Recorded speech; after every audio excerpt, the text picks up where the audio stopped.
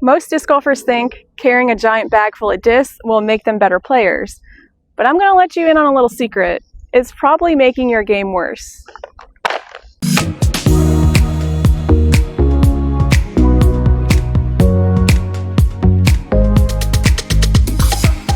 Whether you're a beginner or you've been playing for years, there's one simple mistake that's killing your game. And you've got way too many discs in your bag. So today I'm going to tell you why you only need no more than 10 discs in the bag. So let's get into it. I see it all the time, especially with new players. They think they need a disc for every possible shot shape. So they have like overstable drivers, flippy fairways, specialty putters, like you name it, the list goes on. They will have that disc in the bag. Having 20 discs in your bag isn't magically going to make you a better player. In fact, it can just do the opposite. Because you're constantly switching discs in and out of the bag, instead of learning how to really control your shots with just a couple of discs. If you stick to, say, 7 to 10 discs and truly get to know them, you'll understand exactly how each one flies on different angles. So the hyzer, flat, anhyzer, you're even going to know how they fly in different wind conditions.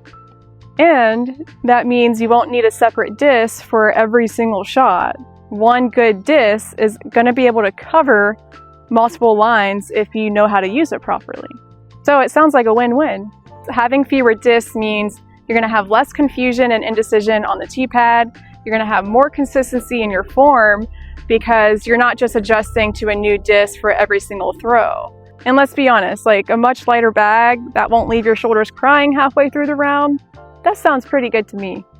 Especially if you learn how to throw understable discs like the origin or the fuse on various angles, you can cover so many shot shapes without needing 20 discs in the bag. Like I promise you, especially if you're a beginner, you do not need any more than 10 discs.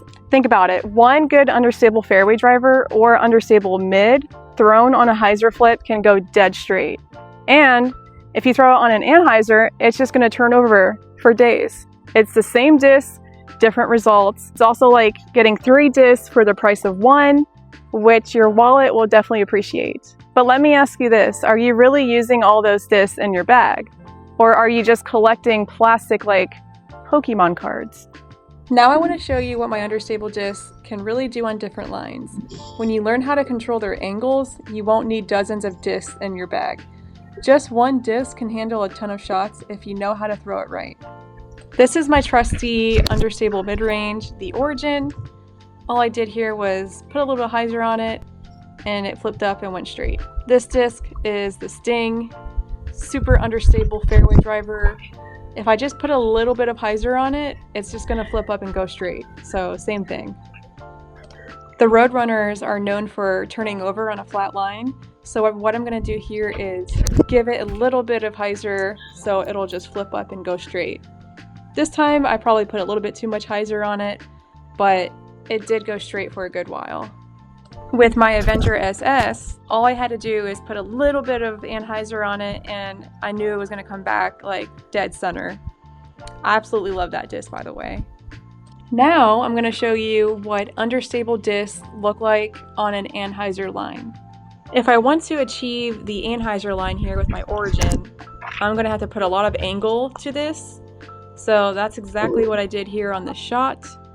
Really emphasize the anhyzer there for it to go to the right. I'm going to do the same thing here with my fuse. Just really going to emphasize that anhyzer line for it to go to the right. There you go. Anhyzer line achieved. Next up is a Sting. No, actually it's pronounced Sting. I just like saying it like that, you know? But yes, so I'm gonna just put this on a little bit of anhyzer and this baby is gonna go to the right. It already naturally goes to the right, but seriously, if you don't have a Sting in the bag, I highly recommend putting one in the bag. The Roadrunner naturally, the Roadrunner will naturally go to the right on a flat line. So I didn't have to put too much emphasis on the anhyzer for it to go to the right. The Avenger SS also doesn't need too much anhyzer because on a flat line, it will just go to the right if you have enough power. I love this disc so much. Avenger SS, you gotta have it in the bag. Now I'm gonna show you guys what understable discs are capable of on hyzer lines. Now, if you're a righty backhand player, the hyzer lines are super easy to achieve, much easier than, you know, doing like the anhyzer shots. But yeah, on these shots, all I'm doing is throwing understable discs, holding that hyzer line all the way through, committing to that angle release, and they are able to go to the left on all these shots. This one is a road runner, just committing to that hyzer line.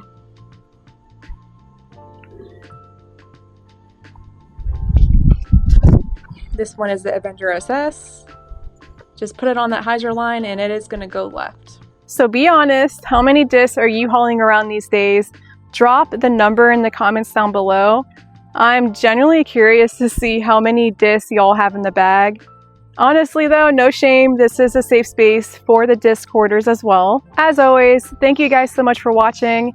If you found this video helpful, make sure to give it a thumbs up, share it with a friend, and subscribe for more disc golf content. And always remember, less is more unless we're talking birdies.